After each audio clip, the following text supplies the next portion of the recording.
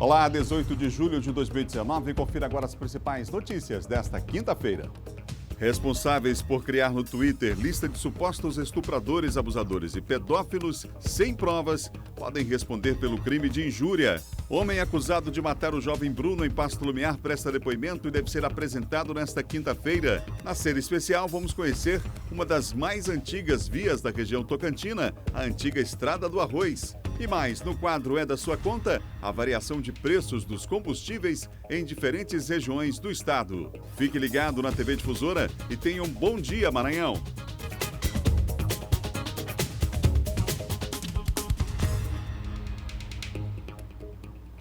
Um ótimo dia para você que nos acompanha pela TV Difusora. Estamos começando o nosso Bom Dia Maranhão aqui pela Difusora. Um ótimo dia aos amigos aí em Coroatá, acompanhando em Timbiras também, em Codó, acompanhando a programação da TV Difusora nessa manhã de quinta-feira. Daqui a pouquinho tem Silvan Alves atualizando você com as principais notícias do dia. Infelizmente já tivemos uma morte nessa manhã, causada por um acidente lá na Avenida Guajajaras. Um ciclista foi colhido por um veículo, depois ficou ali ao solo.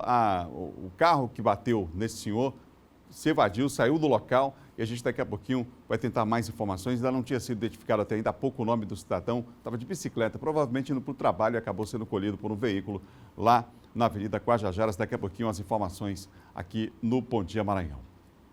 Essa semana foi criada uma conta, gente, acreditem, no Twitter, que seria para receber supostas denúncias de abusos sexuais.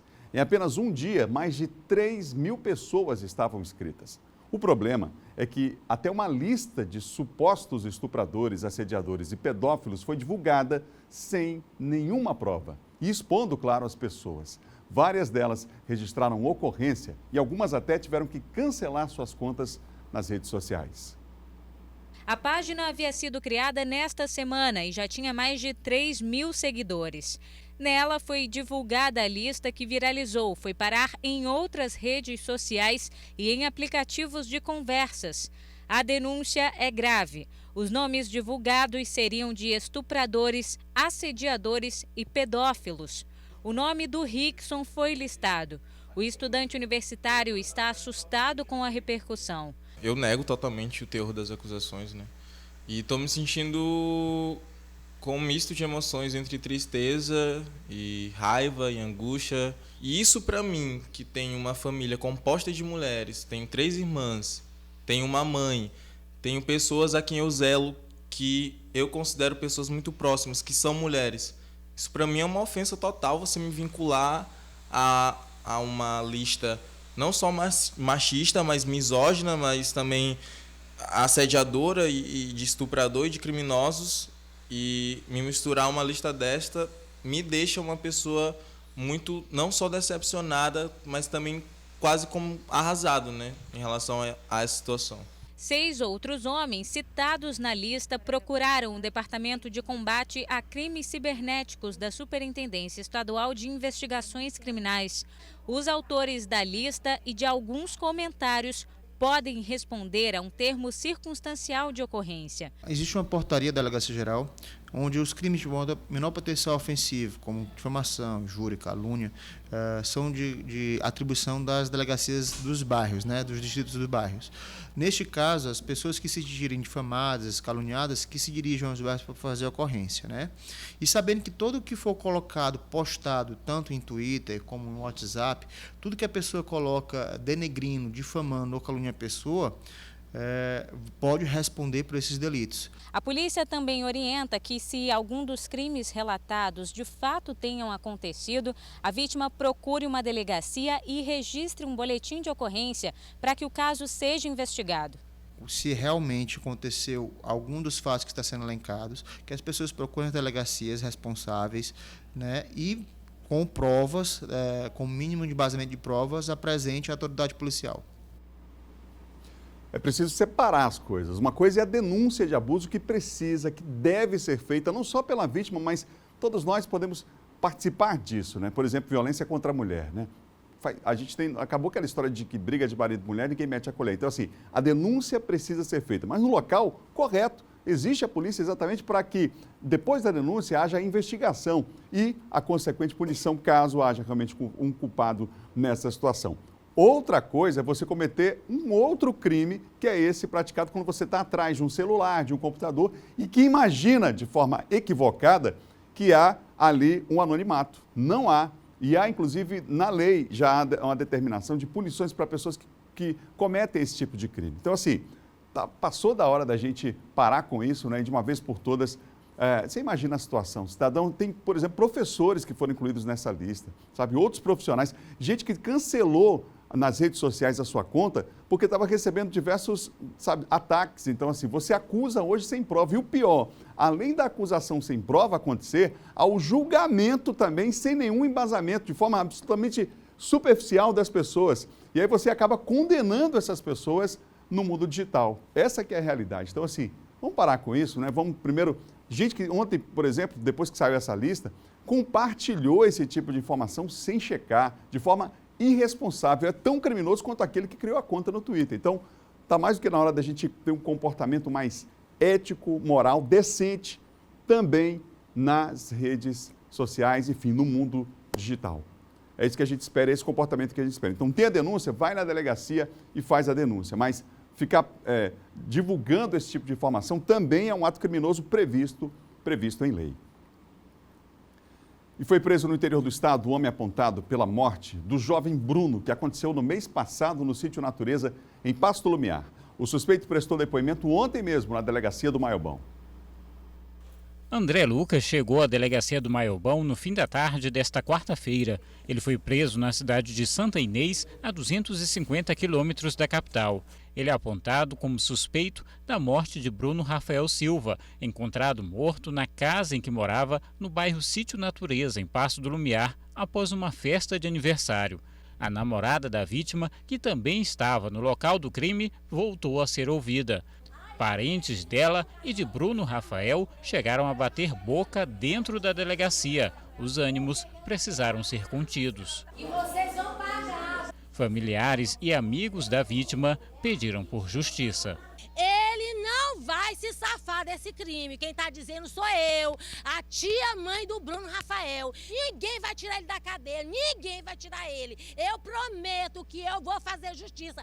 Ele não vai sair da cadeia, porque eu não vou deixar. Embora o Lucas tenha confessado, né, que matou o Bruno Rafael, mas existem ainda muitas divergências que a gente precisa trabalhar para desatar um nó sério aí que a gente ainda tem pelo caminho.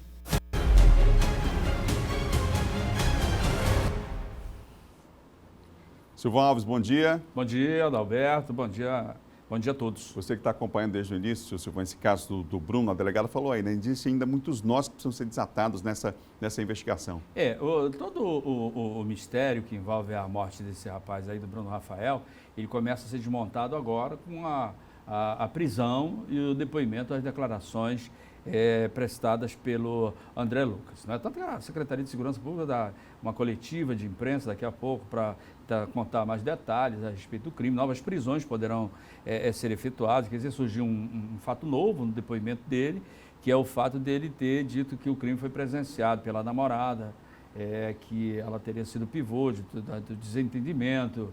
E aí que depois, não que ela tenha participado do crime, mas ela omitiu informações importantes, como, por exemplo, que o corpo da vítima estava escondido em um determinado local, como ele escondeu debaixo da caixa, numa caixa d'água vazia, enfim. Então, essas coisas aí devem provocar a tomada de outras medidas que devem ser adotadas pela polícia, mais precisamente pela delegada Maria Eunice. Desde o início, a polícia não descartava, quer dizer, nenhuma possibilidade é descartada, mas aquela de crime passional também, uma linha de investigação que a polícia seguiu, né? Exatamente. Que pode ser confirmado ou não agora. Pode ser confirmado ou não agora, né? Diante da versão apresentada por ele.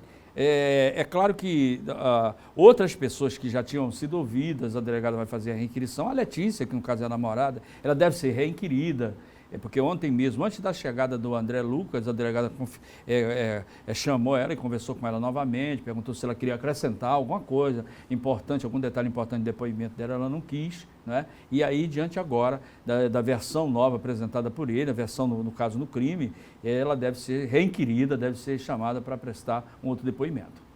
Silvão, vamos falar sobre a apreensão de drogas, mas duas cidades do interior do estado tivemos apreensão, uma operação significativa aí. Exatamente. Lá em Arari, numa operação feita lá pela Polícia Civil, Polícia Militar e Guarda Municipal, 2 pessoas acabaram sendo presas lá, foram pouco mais de 21 quilos de maconha prensada, lá além da droga apreendida lá, a polícia acabou apreendendo uma pistola, PT-380, mais dinheiro, balança de precisão, munição, cerca de 15 munições de pistola e mais um revólver calibre 38. Chamou a atenção também o fato de ser encontrado lá um colete balístico, que é de uma empresa de segurança. E você sabe que hoje esses ataques são comuns às instituições financeiras, casas lotéricas, agências de correios, principalmente lá naquela região. Então é possível de que esse grupo, que além do tráfico, pode estar envolvido também em casos de ataques a instituições financeiras na região aí dos municípios da Baixada.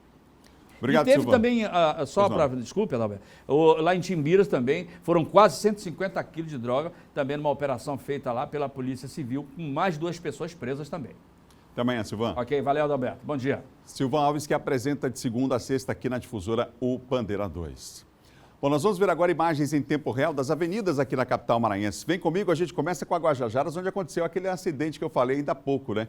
Um ciclista foi colhido nessa avenida, infelizmente morreu no local, foi atendido lá foi o pessoal do SAMU quando chegou, infelizmente não pôde fazer o atendimento porque ele já havia morrido no local. A gente, por enquanto, não tem informação sobre alteração no trânsito nesse momento por conta desse acidente. Ele aconteceu agora há pouco, mas você tem imagens aí no cruzamento da Avenida Lourenço Vieira da Silva. Aí nós temos imagens da Avenida Guajajaras aqui na capital maranhense neste momento. Agora vamos para a Avenida Beira-Mar, cruzamento aqui com a Rua do Egito.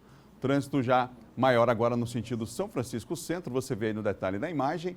Imagens em tempo real da capital maranhense, das principais avenidas, os corredores aí da cidade de São Luís. Vamos para outro ponto? Agora vamos para a Avenida Guaxenduba. Avenida Guaxenduba, aí é próximo, na descida das Cajazeiras, próximo aí ao Corpo de Bombeiros, aqui nesse cruzamento aqui, próximo à Praça da Bíblia, na subida aqui já para o centro da cidade, Praça Deodoro, enfim, já é intenso o trânsito nesse setor, mas vai fluindo normalmente. Para fechar, a Avenida Carlos Cunha, aqui pertinho do bairro da Camboa, já no sentido centro, a gente, claro, sempre observa uma movimentação intensa. As pessoas, como se deve fazer, a gente aproveita aqui para lembrar, atravessando na faixa de pedestres. Esse é o comportamento correto do pedestre para atravessar de forma segura. O tempo está meio nublado aqui na capital nessa manhã, né? Imagens em tempo real de São Luís. Você tem aí imagens do Centro de Controle de Trânsito da Secretaria Municipal de Trânsito e Transportes da Prefeitura de São Luís. O início do verão aqui no estado deve tornar mais grave um problema que já é constante na região, as queimadas. Mesmo durante as fortes chuvas que atingiram boa parte do Maranhão nos primeiros meses desse ano, incêndios florestais foram registrados com certa constância. Como base, informações do Instituto Nacional de Pesquisas Espaciais, o INPE.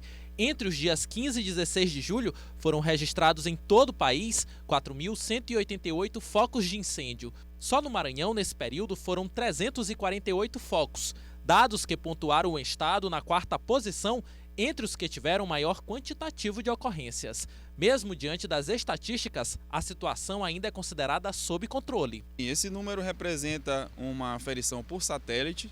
Esses satélites eles são dotados de sensores que fazem a identificação da elevação da temperatura de uma determinada área. Mas o fato é que nós, pelo menos atualmente, nós não temos nenhuma situação de descontrole, nenhum município atendido por nossos batalhões no interior do estado.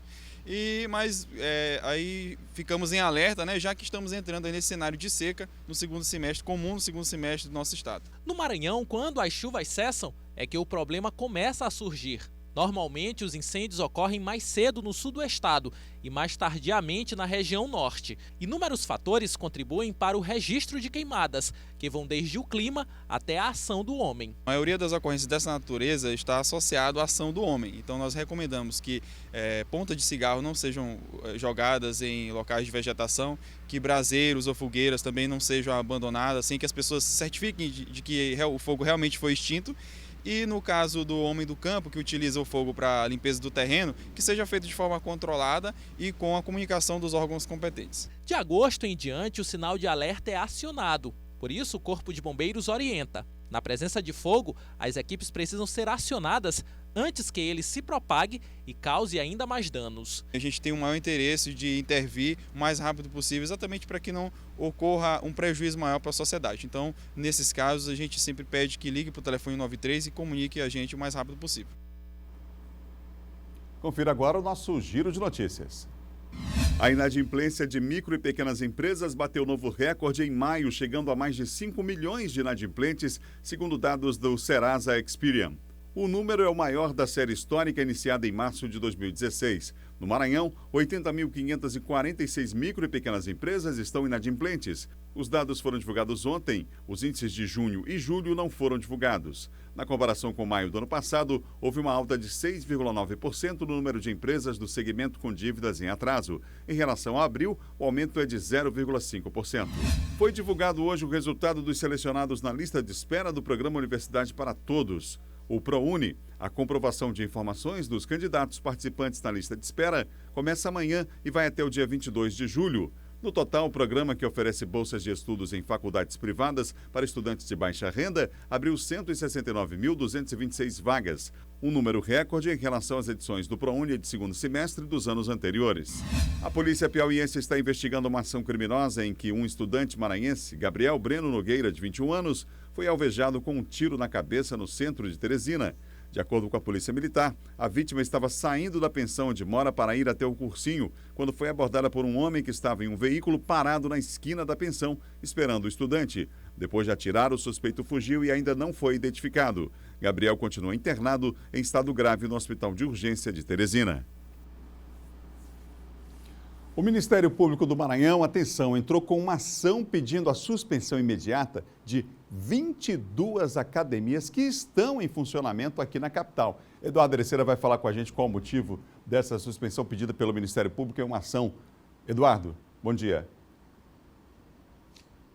Pois é, Adalberto. Olá, muito bom dia a você, bom dia a todos que acompanham o Bom Dia Maranhão. Foi uma ação civil pública aí, movida pelo Ministério Público aqui do Estado do Maranhão, por meio da Promotoria do Consumidor, que quem está respondendo é o promotor Carlos Augusto da Silva Oliveira, por conta de denúncias que foram encaminhadas dessas 22 academias que tiveram pedido de interdição aí por parte do Ministério Público. Houve uma inspeção realizada pelo Conselho Regional de Educação Física do Maranhão e Piauí, em conjunto aí nessas academias, e foram identificadas irregularidades. Entre elas, a ausência de um profissional de educação física, um profissional habilitado que todas essas academias devem ter, justamente para orientar os alunos, orientar as pessoas para que não sofram nenhum tipo de dano, nenhum tipo de problema à saúde. Nessas 22 academias foi identificada a ausência desses profissionais, além de outras irregularidades, mas a principal delas foi essa. Além da ausência de um profissional de educação física, em algumas delas foi identificada a presença de um estagiário de educação física, mas sem a situação regularizada,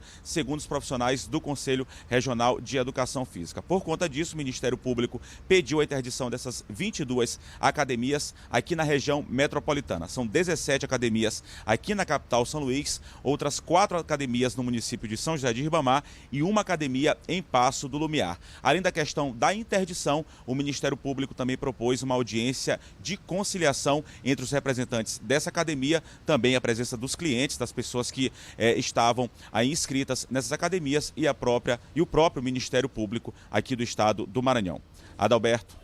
Obrigado, Eduardo, pelas informações. Portanto, aí você viu os cálculos atualizados do Eduardo, são 22, mas na região metropolitana, São Luís, Passo do Lumiar e também São Luís, Passo do Lumiar e Ribamar, São José de Ribamar, tá bom? No próximo bloco, o estudo aponta aumento de câncer em pessoas entre 20 a 49 anos. E mais, deputado Gil Cutrim diz que vai acatar a suspensão depois de votar contra a orientação do partido sobre a reforma da Previdência. Assunto para John Cutrim já no bloco de política, depois do intervalo. Bom dia, volta em instantes. Momento só.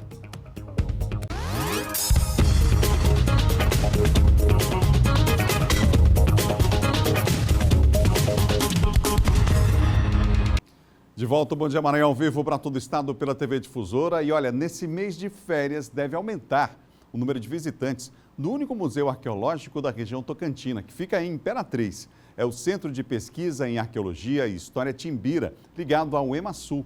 Lá estão expostos principalmente elementos da cultura indígena. Vamos ver.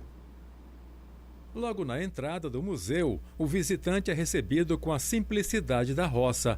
Móveis e objetos rústicos lembram como são até hoje as casas da zona rural da região. Neste salão estão expostos materiais encontrados em um sítio em Imperatriz.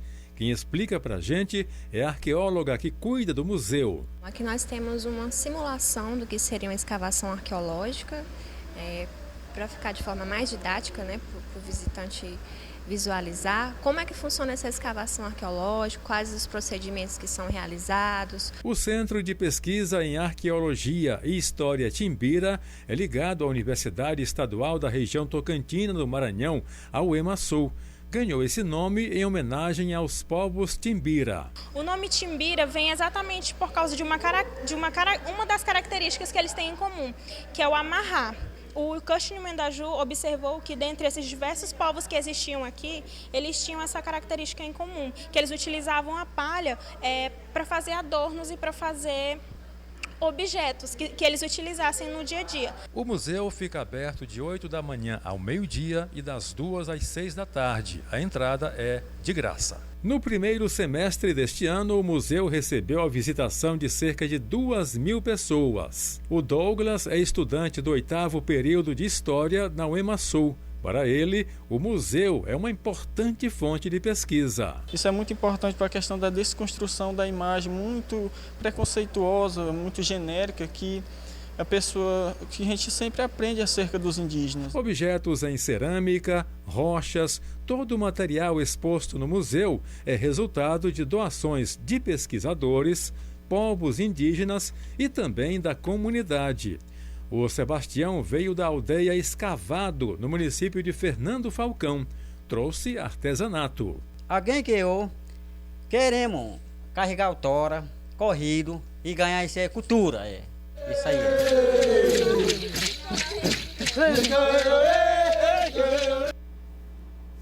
Muito legal, né? Opção boa aí para as férias, então, na região tocantina. E a Diocese de Caxias está realizando a Semana Missionária, com visitação a residências e outras atividades na região. A missão é bater de porta em porta e levar palavras de consolo e orientações bíblicas. O trabalho de evangelização das Santas Missões Populares ocorre em todos os bairros de Caxias simultaneamente. Várias equipes coordenadas com integrantes caxienses e os missionários visitantes. É gratificante a gente estar batendo de porta em porta, falando com as famílias e vendo as realidades e levando a palavra de Deus, muitas das vezes a palavra de conforto à família que está necessitando, né? Assim como Cecília, de Passagem Franca, centenas de visitantes estão participando. Missionários de outras cidades maranhenses e da capital São Luís e de outros estados, como Pará e Piauí. A programação teve as ações iniciadas no dia 12 de julho e estende até o dia 21. Envolve 58 comunidades da região pertencentes à Diocese de Caxias. O nosso propósito é que todas as casas de Caxias sejam visitadas nesta semana. E essa semana é uma semana assim, muito rica, de caminhadas às 5 horas da manhã, cafés partilhados, visita às famílias, celebrações à noite, celebrações penitenciais, renovação do batismo, vai ter o grande encontro, tudo isso para culminar justamente com a celebração dos 80 anos, que vai acontecer no dia 21, às 7 horas da manhã, quando chegar às 52 caminhadas, vindo de todos os pontos da cidade, lá no pátio da Catedral, com os bispos do Maranhão. Olha, gente, um estudo que acaba de ser divulgado aponta um aumento de câncer em população de 20 a 49 anos. Eduardo Erceira tem mais informações para nós sobre esse estudo. Eduardo. Pois é, Adalberto, preocupante, né? São pessoas ainda muito jovens, nessa faixa etária que você mencionou, de 20 até 49 anos de idade.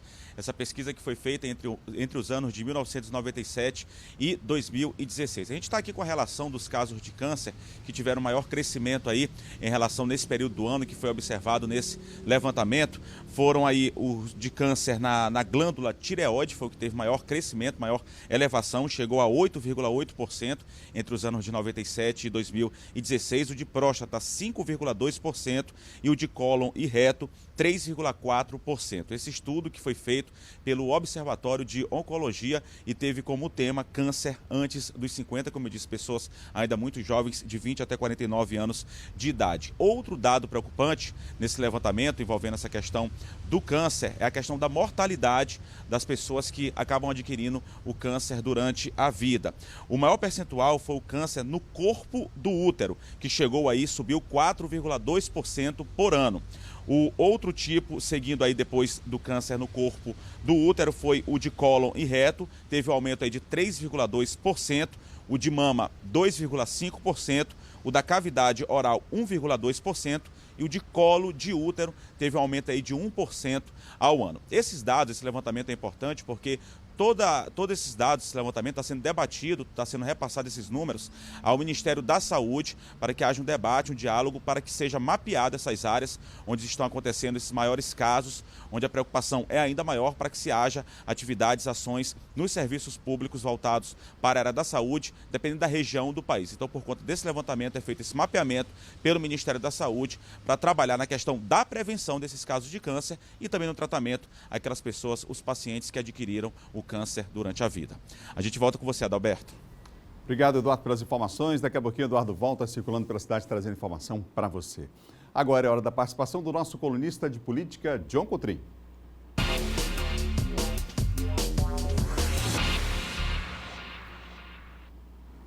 Olá, John, bom dia. Bom dia, Adalberto. Bom dia a todos. John, a decisão do PDT foi de suspensão do deputado Gil Coutrin depois que votou não de acordo, votou em desacordo com a orientação do partido sobre a reforma da Previdência? Sim, Adalberto, foi uma decisão tomada ontem pelo PDT, em relação aos deputados que votaram aí em desacordo com a orientação do partido. O partido fechou questão de ordem ali para votar contra a reforma da Previdência. O Gil Coutrin, mais 7 deputados, incluindo a deputada de São Paulo, Tabata Amaral, votaram contra a orientação do partido. Então, por enquanto, eles sofrem punições, até a decisão definitiva no Conselho de Ética do PDT, entre as quais nós podemos citar, Adalberto, eles não poderão participar de comissões ali na Câmara, no caso, participar de comissões pelo PDT, indicação do partido, não poderão aí utilizar a legenda também, participar de diretórios estaduais, municipais, enquanto não for decidida em definitivo qual será a punição. No caso, pode incidir até em expulsão desses parlamentares. O Gil Coutrin se pronunciou ontem, o Gil Coutrin, deputado federal do Maranhão, ele se pronunciou ontem e disse que acata a decisão, que está com a consciência tranquila, que continuará trabalhando no exercício das suas atividades parlamentares ali e, claro, ele disse que não tomará nenhuma medida nesse momento de sair ou não do partido e aguardará a decisão final no Conselho de Ética sobre o seu futuro partidário. O Carlos Lupe, presidente nacional do partido, tem dito o seguinte, que se esses deputados mudarem o voto no segundo turno, na votação do segundo turno ali em plenário da reforma da Previdência, eles podem então ter as punições revestidas. Então, ou seja, se o Gil Coutrin, a Tabata, outros deputados votarem contra a reforma da Previdência ali no plenário em segundo turno, ou seja, eles não sofrerão nenhum tipo de punição. E segundo Carlos Lupe, seria aí um gesto muito grande em favor do partido, em favor do PDT, se eles então mudarem o voto em segundo turno. João, vamos falar sobre as eleições no Partido dos Trabalhadores aqui no estado? Está começando, Adalberto, o PED, processo de eleições diretas do PT, que acontece em todo o país. Ontem houve uma reunião, um encontro aí, do atual presidente Augusto Lobato com algumas tendências correntes internas do PT. Nesse encontro aí, podemos destacar as correntes da democracia socialista, da militância socialista, do PT para Todos, que é uma articulação de esquerda também, participaram desse encontro e que apoiam o atual presidente Augusto Lobato. Entre os presentes, o Raimundo Monteiro e o deputado Zé Inácio, que são as principais figuras dessa tendência CNB que envolve essas correntes. Por outro lado, há uma outra candidatura posta, a candidatura ali do Francimar, que também deve ser o concorrente do atual presidente Augusto Lobato, e, claro, é uma candidatura da articulação. Então, isso, o que acontece com o processo de eleições diretas do PT? Primeiro são as eleições para os diretórios municipais e presidentes municipais desses diretórios, depois eleições para o diretório estadual, né, em que serão os diretórios estaduais, ou seja, e depois para o presidente nacional do Partido dos Trabalhadores. É claro que há toda uma escolha de delegados para então a eleição do presidente estadual do PT e também do diretório municipal. Em relação ao diretório municipal aqui em São Luís, por enquanto, temos a candidatura do vereador honorário, que é atual presidente, na municipal. Na estadual, nós temos aí, como nós falamos, Augusto Lobato, que recebeu esses apoios também, e, claro, o Francimar, que numa outra corrente do PT. Obrigado, John. Até amanhã. Até amanhã, Adalberto. Diogo Coutrinho, nosso colunista de política aqui do Bom Dia Maranhão, participa com a gente aqui de segunda a sexta. Nós vamos voltar com imagens em tempo real das avenidas aqui da capital maranhense. Vamos agora mostrar algumas rotatórias aqui da cidade. A gente começa no Bacanga, olha, essa rotatória é importante, já bem pesado o trânsito nesse horário, hein? No sentido Bacanga Centro, olha aí, você vê na imagem, mas vai fluindo. Normalmente o trânsito nessa região da cidade, muita gente descendo aqui para o centro nesse exato momento. No sentido contrário também, o trânsito normal. Vamos para o São Francisco? Aliás, antes vamos para Vitorino Freire. Vamos para a Avenida Vitorino Freire agora. A gente está no Bacanga, vai mostrar um pouco aqui da Vitorino Freire. Olha só, na mesma imagem, só fazendo essa rotação, Avenida Vitorino Freire. O pessoal que está indo para Areinha está se deslocando nesse exato momento. E agora, no sentido contrário, também você viu um trânsito fluindo com uma carga maior, né, de veículos nesse momento, um número maior de veículos nesse instante. Rotatória do São Francisco, tranquila nesse momento. Claro que o trânsito, para quem vem no centro, vai pegar daqui a pouco a ponte José Sarney. Também esse setor vai, nesse momento, recebendo um número maior de veículos. E aqui já é a avenida já para o Renascença, né? Já pegando ali aquela área do São Francisco. Parte do São Francisco já é o começo do Renascença. Vamos agora para o Calhau, ali no comando da Polícia Militar. Nesse instante, nós estamos lá com imagens em tempo real do trânsito na rotatória do Calhau. Aí está trânsito também fluindo normalmente nesse setor da cidade. Lembrando que estamos de férias, a tendência, lógico, a partir do mês que vem, é aumentar aí um aumento no fluxo de veículos. Gerando de Albuquerque, bem carregada nesse momento. Olha, ali próximo ao antigo Roque Santeiro, você vê lá desde a subida lá no Angelim até aqui, mas sem registro de acidentes até o momento. Angelim, Vinhais também, bastante carregado o trânsito nesse momento. Lá em cima você vê o Angelim, né?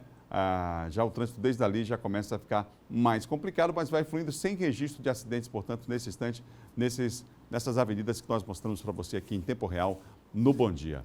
No próximo bloco, no quadro É da Sua Conta, nós comparamos aí os preços de combustíveis em 3 cidades maranhenses. A gente vai mostrar para você, inclusive, o que compõe aí esse preço, tá bom? E mais, na série especial sobre Imperatriz, vamos falar sobre uma das mais antigas vias da região tocantina, a antiga Estrada do Arroz. O dia volta já, um instante só.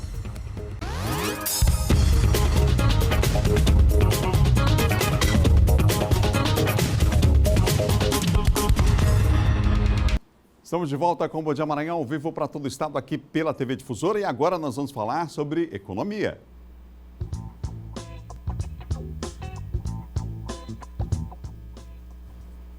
No nosso quadro É da Sua Conta, o tema hoje é o preço dos combustíveis. De acordo com dados divulgados pelo IBGE, o valor da gasolina foi o que mais pesou no bolso do consumidor ludovicense no mês passado. A alta nos preços vai na contramão da média nacional, que, segundo a Agência Nacional do Petróleo, a ANP, segue um ritmo de quedas consecutivas.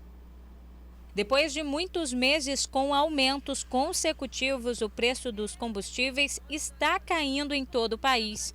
Na semana passada, o valor médio da gasolina nas bombas teve queda de cerca de 0,02%. Foi a 9ª baixa semanal seguida. Os dados são da Agência Nacional do Petróleo. Na capital maranhense, os condutores até perceberam a queda, mas reclamam que foi pequena demais. Tem que baixar sim, com certeza tem que baixar. É que no acumulado do ano, o número de aumentos foi maior do que o de quedas. Tanto que o Índice Nacional de Preços ao Consumidor Amplo está em 3,22% em São Luís e os consumidores reclamam. Eu acho que está um pouco abusivo. Eu creio que poderia ser mais barato. A principal queixa nos postos tem sido que as quedas anunciadas nas refinarias nem sempre chegam nas bombas. Agora tu olha 2,28,90, amanhã tu vem tá 4,30, entendeu? E assim sucessivamente, é só aumentando esse preço, entendeu? E parece que o volume da gasolina vai diminuir. O presidente do Sindicato dos Postos de Combustíveis explica o porquê. O preço da refinaria, a refinaria a gente compra a gasolina distribuidora, a gasolina C. A gasolina que vem na refinaria é a gasolina A. Então essa gasolina A, na composição do litro da gasolina, ele corresponde a 28%. 50% aí é impostos estaduais e federais, 13% adição de etanol, que é 27%, e sobra menos de 10% para a margem de revenda, distribuição e transporte. Então assim, por isso que não é da mesma forma que baixa na refinaria, baixa na bomba. Na reportagem aí, uma pessoa que foi entrevistada falou sobre, parece que a gasolina vai diminuindo, mas é isso mesmo, toda semana você bota o mesmo valor, vai aumentando o preço, claro que vai diminuir o número, né, a quantidade de combustível aí no tanque do seu carro. Tá pesada a coisa, né? Agora o Emerson Pinto mostra pra gente como estão os preços dos combustíveis na região Tocantina e a Raquel Souza na região dos Cocais. Vamos ver.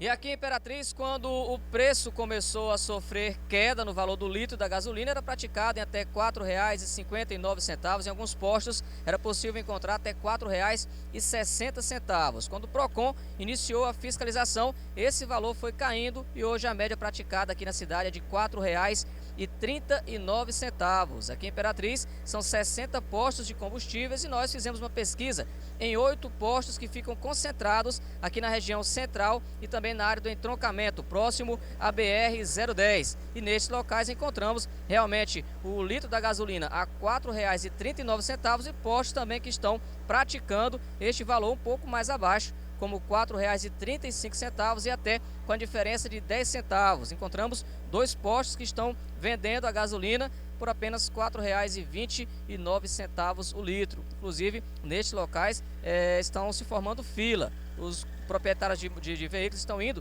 até esses locais e filas estão se formando para comprar a gasolina por R$ 4,29. Então, essas são as informações aqui de Imperatriz. Daqui vamos direto para a região dos Cocais, em Caxias, com a repórter Raquel Souza. Em Caxias, o valor médio do preço da gasolina comum anunciado nas tabelas é de R$ 4,30, valor considerado salgado aí para muitos motoristas. Os proprietários de postos de combustível justificam que não dá para comercializar o valor por um preço menor por conta do que é repassado pelas revendedoras. Em alguns postos de combustível afastados um pouco mais do centro da cidade, é possível encontrar o produto por um valor bem mais em conta. Mas a diferença é em média, de 2 a apenas 5 centavos. Nós conversamos com alguns motoristas para eles falarem a respeito do que acham sobre o valor da gasolina comum no município de Caxias. É um pouco caro, muito caro mesmo. Tudo que a gente pechincha, a gente tem lucro, né não? E você chegar num local, aí a tua gasolina está R$ 4,40, R$ 4,60, aí tem outro local que tem 2, 3 quilômetros, vale a pena você ir lá. O que eu acho é que melhorou um pouco, né? O preço, e eu acho que todo dono de veículo tem que procurar a diferença de um posto para o outro, que é para tentar economizar de qualquer forma. Pois é, portanto, nem sempre vale a pena rodar mais alguns quilômetros para procurar o valor da gasolina um pouco mais barato. Obrigado, então, nossos colegas aí de Caxias e Imperatriz também, para dar um panorama aí do preço dos combustíveis também em outras regiões aqui do estado, no caso, a região dos Cocais e também na região Tocantina. Tem que pesquisar sim, é verdade, agora precisa ter cuidado também que às vezes o barato sai caro, hein? Às vezes o posto está fazendo uma promoção, mas nós temos casos, inclusive, já registrados até na polícia. Você pode chegar e fazer o registro. Tem casos aqui de postos que às vezes estão com uma promoção, você vai abastecer e aí dá problema no motor, enfim, o carro fica com muita dificuldade para rodar. Semana que vem a gente volta com o nosso quadro É da Sua Conta. Foi fundada essa semana em Vargem Grande, a Academia Vargem Grandense de Letras e Artes. A entidade conta com 40 cadeiras e 32 membros fundadores. Veja na reportagem de Laine Correia. Para que este momento pudesse acontecer, foram necessários 6 anos de espera, regados a reuniões e estratégias que resultariam na criação do projeto que estimula a difusão das manifestações culturais, preservação e valorização da memória histórica dos municípios da antiga região do Iguará. A Academia Vargem-Grandense de Letras e Artes é composta por 32 membros fundadores, naturais de 4 municípios. A maior parte é daqui de Vargem Grande. Então nós resolvemos fundar uma academia, tipo um consórcio, consorciada com todas as cidades da antiga região do Iguará. Batizada a Casa de Nina Rodrigues, a instituição é fundada com 40 cadeiras. 8 ficam à espera de novos nomeados, que obrigatoriamente devem ser natural da região de abrangência ou ter residido no mínimo 10 anos na área. Eu sou de Vargem Grande, desde 8 anos de idade que eu estou aqui em Vargem Grande. Já fui secretário aqui, tenho uma vida aqui, tanto é que uma parte dos patronos da academia e dos próprios confrades que foram indicados, eu indiquei um terço pelo menos. A cerimônia de posse dos primeiros confrades e confreiras da academia é um marco para Vargem Grande, região com grande poder histórico e cultural. Para a gente é uma honra estar participando desse grande evento, né, da solenidade de fundação e ser membro, né, dessa grande academia vargem-grandense que se inicia a partir de hoje. Várias homenagens marcaram a cerimônia, que divulgou ainda o símbolo e o hino da academia. A gente não tinha, eu e o produtor, né, não tínhamos produzido nenhum hino ainda, mas aceitamos o desafio e chegamos ao final. Eu acredito que foi um sucesso. Olha, o governo federal deve anunciar ainda esta semana a liberação do saque do FGTS para estimular aí o consumo das famílias e, claro, impulsionar a economia. Os detalhes a gente vai ver agora com Eduardo Ericeira. Eduardo, vamos comigo, Eduardo, aqui. Eduardo, que boa notícia, hein? Pois é, Adalberto, pensando na questão econômica, né? O governo federal deve fazer a liberação aí do FGTS, que é o Fundo de Garantia do Tempo de Serviço. Diferentemente do ex-presidente Michel Temer, agora nessa atual gestão do governo Jair Bolsonaro, a expectativa, pelo menos isso está sendo estudado aí, esse planejamento pelo Ministério da Economia, é que a liberação não aconteça só de contas inativas. No governo Michel Temer foi apenas de contas inativas. Para esse governo, a expectativa é que sejam de contas inativas e também de contas ativas, como eu disse, isso aí está sendo estudado pelo ministro da Economia. Em maio deste ano, o ministro da Economia, Paulo Guedes, ele já havia falado sobre essa possibilidade de liberação do FGTS para aumentar o poder de consumo das famílias, enfim, aquecer a economia do país, mas isso dependia da aprovação da reforma da Previdência. A gente lembra que o processo aí de reforma da Previdência está em estudo, continua tramitando no Congresso Nacional, por isso já há esse planejamento aí de liberação do FGTS. A questão da liberação do FGTS de contas ativas, isso aí seria de forma proporcional. Há uma expectativa de quem, por exemplo, tem o valor de R$5 mil no fundo, deva receber o valor de 35%. Quem tem até R$10 mil de FGTS deve sacar 30%. Quem tem entre 10 mil e 50 mil, o FGTS ainda não foi definido. E quem tem acima de 50 mil deva sacar 10% do total. Deve ser investido aí, injetado cerca de 42 bilhões de reais. Essa é a expectativa do governo federal. A gente volta com você, Adalberto. Obrigado, Eduardo, pelas informações. Boa notícia aí, né? Econômica, a liberação do FGTS. Vamos conferir agora a previsão do tempo aqui na capital e também no interior do estado. Vamos começar por São Luís, sol e aumento de nuvens pela manhã, pancadas de chuva à tarde e também à noite, hein? Mínima de 24, máxima de 31 graus. Já tivemos a chuva na madrugada hoje aqui em São Luís, viu? Imperatriz, sol com algumas nuvens, não chove, mínima de 21, máxima de 36 graus. Em Caxias, hoje, a previsão é de sol com algumas nuvens, chove rápido durante o dia e também à noite. Olha a mínima, 20, mais a máxima 34 graus, bastante quente, né? Mais 3 cidades do nosso mapa, agora Itapecuru, Mirim, sol e aumento de nuvens pela manhã, pancadas de chuva à tarde e também à noite. Itapecuru, Mirim com 25 de mínima, 32 de máxima. Agora Tutóia, região importante ali, compõe também os Lençóis, previsão de pancadas de chuva para a região, mínima de 25, máxima de 33 graus. Para fechar Balsas, por lá, tempo quente e seco, mínima de 21, máxima de 35 graus.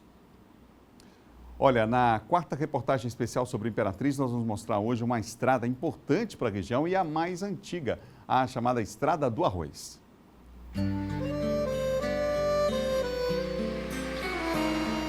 A placa indica que estamos na MA 386, rodovia Padre Josimo Tavares, ou ainda Estrada do Arroz, como é mais conhecida.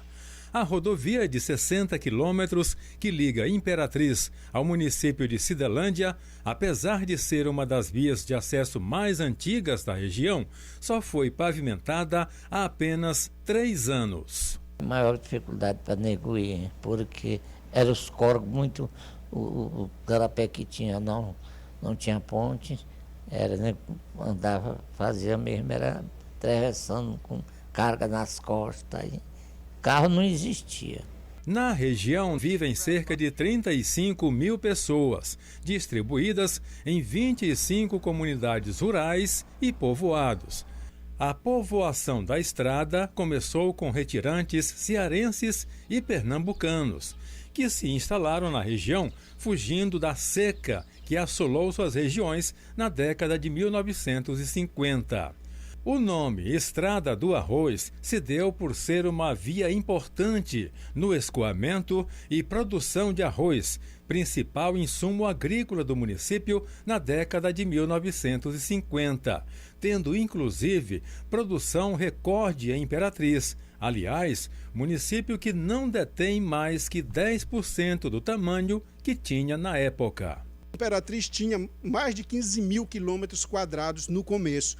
Com a repartição territorial para poder dar autonomia e independência a novos municípios, Imperatriz foi perdendo tanto território que hoje a cidade tem menos de 10% do antigo território seu. Caiu de 15 mil quilômetros quadrados para 1.300 quilômetros quadrados. Deixamos Vila Nova dos Martins com destino a outro povoado, Coquelândia, também na Estrada do Arroz. O povoado, que também é conhecido como Coco Redondo, tem aspecto de lugar pacato, onde nos fins de tarde, moradores cultivam o hábito de sentar na porta de casa para jogar conversa fora. Aos 79 anos de idade, seu Francisco conta que aqui chegou em 1968, época de fartura. Nós ponhamos aqui nos cupu, que era onde a maioria do povo botava roça, aqui para lá dos cupu, apanhava muito arroz, tinha muita roça aqui. Aqui se chamava Estrada do Arroz porque era do arroz mesmo. Após a sua reforma e pavimentação, a estrada recebeu o nome de Padre Josimo Tavares, um importante ativista contra os grileiros de terra na região, assassinado em 1986. Hoje, a rodovia onde circulam diariamente caminhões e veículos pequenos, levando e trazendo mercadorias e pessoas, deixa poucos vestígios daquela estradinha sofrida por onde chegaram os nossos antepassados. E os nobres filhos da princesa, frutos da mãe natureza, cheios de beleza, vão pro Tocantins. Muito legal ver na série de especial essa via que é extremamente importante, uma das mais antigas ali da região Tocantina, antiga Estrada do Arroz, hoje a via conhecida como Estrada Padre Josimo. Padre Josimo que deu a vida, como você viu na reportagem, pela luta por direitos humanos. Tem uma história aí de defesa dos direitos humanos da região Tocantina, um dos nomes de referência, inclusive, no país, nesta luta por direitos humanos. Bom Dia Maranhão vai ficando por aqui. Lembrando que amanhã a gente vai receber aqui no estúdio o presidente da Associação Médica do Mundial. Ele é um brasileiro, psiquiatra, estará conosco aqui no estúdio, o Dr. Roberto Miguel, falando sobre vários assuntos relacionados à saúde, inclusive os desafios da medicina nos tempos de hoje. Não perca essa entrevista que nós vamos amanhã mostrar para você ao vivo aqui no Bom Dia. Como é sexta-feira, claro, a gente vai falar também sobre as principais dicas para o final de semana, mais um das férias, né? E também de esporte, porque, afinal de contas, hoje o Sampaio joga pelo Campeonato Brasileiro da Série C, enfrenta o Santa Cruz, 8 da noite, no Castelão. As imagens amanhã você confere aqui no Bom Dia também. Até amanhã, a gente se encontra. Tchau, tchau, até lá.